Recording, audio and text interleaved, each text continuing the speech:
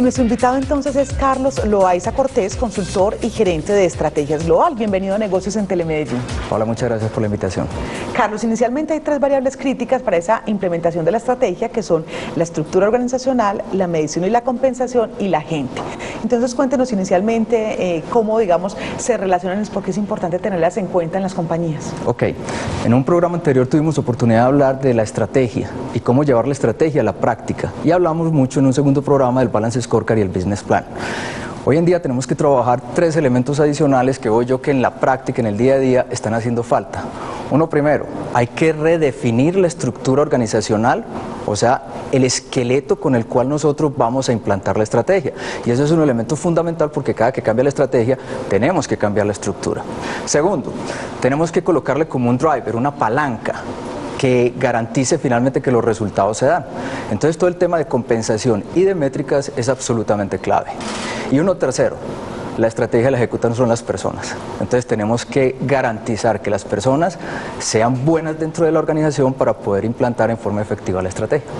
¿Cómo se entiende la estructura organizacional en el mundo de hoy? Paola, la estructura organizacional ya hoy en día no son cuadritos, y eso significa algo muy importante que ya hoy en día cambió. El cargo como cargo ya no es importante. Lo que importan finalmente son las responsabilidades, y detrás de la responsabilidad, los derechos de decisión que tienen las personas que jalonan la estrategia dentro de la organización. Ampliemos un poquito eso, Carlos, y es ¿cómo así que los derechos de decisión? ¿Eso cómo se viene implementando en las compañías? Ok, para que podamos entonces implantar en forma efectiva la estrategia, necesitamos garantizar que todas las personas que están en las diferentes áreas de la organización, cada una pueda tomar las decisiones que le competen, sin necesidad de terceras personas que se involucren en el proceso, y básicamente reconociendo lo que es la autonomía y la responsabilidad de ellas dentro de la empresa.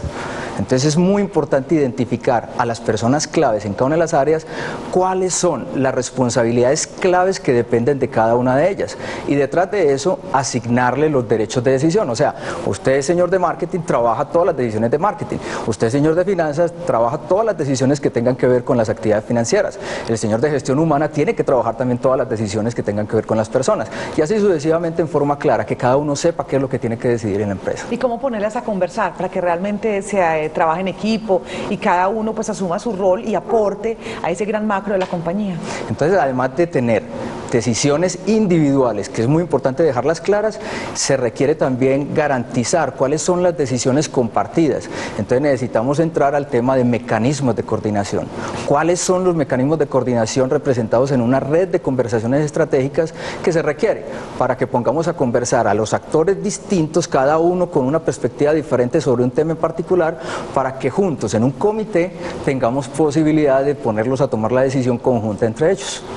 Lo que no se mide no se puede mejorar, eso es lo que se habla, digamos, en todos los círculos de calidad. Sí. ¿Por qué es importante la métrica y la compensación en las compañías? Definitivamente, para que yo pueda finalmente garantizar el avance de la estrategia, tengo que estarle haciendo seguimiento, y haciéndole seguimiento requiere 2 elementos claves. Uno, primero, tener un punto de referencia en el futuro, eso es una meta.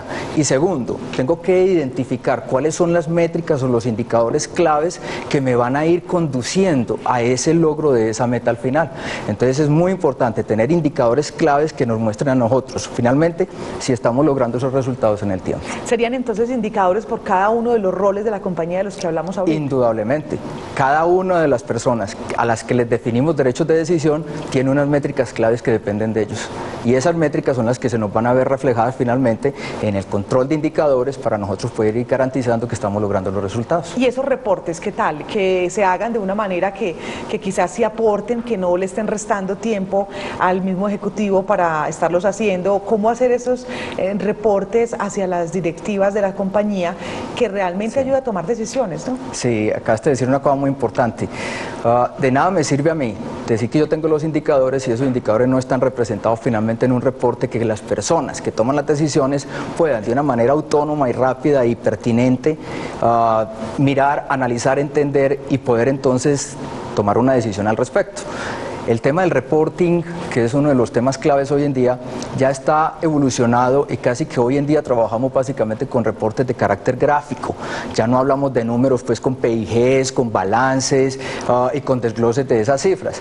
Ya hoy en día es enteramente gráfico porque una persona, un gerente de gestión humana, un gerente de tecnología, un gerente de logística, un gerente de mercadeo, no tiene sino tiempo de coger, mirar el reporte y apenas lo miró, casi que entenderlo de manera inmediata y tomar la decisión. Como una fotografía de cómo está la compañía en ese momento. Y algunos de ellos ya son muy automáticos, de la gestión del día a día y con los indicadores bien definidos, pues ya va arrojando esto, ¿no? Por eso se requiere que haya un área dentro de la organización, casi siempre en las áreas financieras, que se encargue de preparar todos los reportes, con toda la información aplicada de cada una de las áreas para cada uno de los responsables directos en los 3 grandes niveles de la organización. ¿Por qué utilizar la compensación como palanca para alcanzar los resultados? Definitivamente a las personas las mueven son los resultados, y los resultados que también mueven a las organizaciones requieren finalmente que nosotros tengamos como la zanahoria, digámoslo así, que le vamos a colocar a la gente para decirle, mire, vamos a lograr resultados no normales sino extraordinarios, pero usted para lograr resultados extraordinarios tiene que esforzarse, y ese esfuerzo es fundamental compensarlo.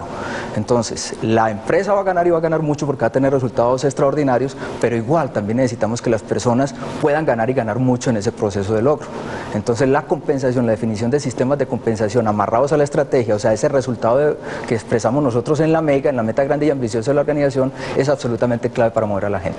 Pero entonces eso suena muy bonito, pero ¿cómo logra un gerente de una compañía definir una compensación realmente ajustada a la estrategia y que le aporte a la compañía? Indudablemente tengo yo que plantear, primero, cuáles son los resultados grandes que quiere la organización y cómo cada una de las áreas le pegan a eso. ¿Eso cómo se logra? Identificando las métricas o los indicadores claves de resultado que finalmente le pegan a ese resultado. Y ahí detrás tendríamos también indicadores de proceso que son los que nos permiten garantizar el grado de avance del desarrollo de cada uno dentro de ese impacto. La gente, usted dice definitivamente sin la gente no podemos implementar nada de ninguna estrategia. ¿Cuál es esa importancia, la trascendencia y cómo las compañías han evolucionado precisamente en esa conciencia de la gente? Ya hoy en día la estrategia se volvió algo dinámico, entonces lo que yo tengo que definir no es una estrategia para ver dentro de 1 o 2 años cómo la cambio, sino que la tengo que estar ajustando en el tiempo. Ajustándola en el tiempo significa que entonces la organización hacia adentro tiene que estar haciendo ajustes permanentes al contexto en el que se mueve. Entonces la gente que tenemos tiene que ser gente muy buena, que no tenga que necesidad, digámoslo así, alguien detrás de ellos, un jefe, decirles qué es lo que tienen que hacer, sino que ellos apenas vayan interpretando los cambios que van ocurriendo en el entorno y teniendo claro para dónde van, vayan haciendo de manera autónoma también los ajustes pertinentes en ese camino, en ese sentido. Todo eso acorde pues con esas competencias y con esas fortalezas de cada una de las personas que intervienen en la organización, ¿no? Acabaste de mencionar una cosa importante, competencias versus fortalezas. Y hoy en día el debate está centrado en términos, debemos trabajar con modelos de competencias o con modelos de fortalezas. Si yo no voy a tomar decisiones con respecto a la gente, porque yo no voy a estar despidiendo personas en mi organización, sino que lo que tengo que estar es garantizando que realmente las personas que tengo logren los resultados. ¿Para qué medir las deficiencias, las debilidades de las personas? En vez de medir las debilidades, hay otro enfoque que está tomando ahora hoy en día mucho auge, que es el de las fortalezas, basado en la psicología positiva de Harvard. Y decía, midamos las fortalezas de las personas, en qué son buenos y pongámoslo a trabajar en eso, más que concentrarnos en cuáles son sus debilidades y en el tiempo tratar de ajustarlas, que no tenemos tiempo pues en las organizaciones para lograr eso. Denos un ejemplo de, digamos, de esa implementación o implantación de lo que es esa medición de las fortalezas de las personas, ¿no? Por decir algo, cuando nosotros cogemos en las organizaciones y decimos, con base en los cargos y con base en las definiciones estratégicas, cuáles son las competencias necesarias para lograr un resultado X dentro de la organización, entonces medimos y decimos, necesitamos 10 competencias, la competencia de logro, liderazgo, trabajo en equipo y así un sinnúmero. Y luego tratan de acomodar a las personas en función de esas competencias que están definidas. ¿Qué les falta a esas personas? Entonces empieza un proceso de formación de esas personas en el tiempo para garantizar que logren esas competencias y puedan finalmente pegarle a los resultados. La psicología positiva dice, no señor, déjeme eso a un lado, más bien cojamos a las personas, en vez de medirle las debilidades, midámosle las fortalezas en qué son buenos. Entonces hay personas que son buenas en liderazgo. Entonces las personas con buen liderazgo pongámoslas en los proyectos que requieren y en la ejecución todo ese tema de liderazgo como palanca clave para su ejecución. Y entonces en ese orden de ideas yo no tengo que estar trabajando duramente en el tema de cómo voy a garantizar si logran o no eso, sino que ya la persona lo tiene. Ya para finalizar, todo ese tema de ese acompañamiento o coaching, ese seguimiento que se hace, como la importancia de esas variables ya que están en el día a día de las compañías. va pegadito de esto que acabamos de decir. Por eso es muy importante dos conceptos claves, que uno de ellos que mencionaste, el coaching y el mentoring. Tengo gente buena en la organización, tengo que garantizar que esa gente me produzca los resultados. Tengo que ayudarle, porque la gente per se no es capaz sola de hacer las cosas. Entonces lo que yo estoy es detrás, dándole coaching, o sea, dándole una asesoría para que la persona finalmente garantice ese resultado. Y uno segundo, le tengo que colocar un padrino en la empresa. Y esos padrinos es el mentor, o sea, una persona que te va guiando en el tiempo.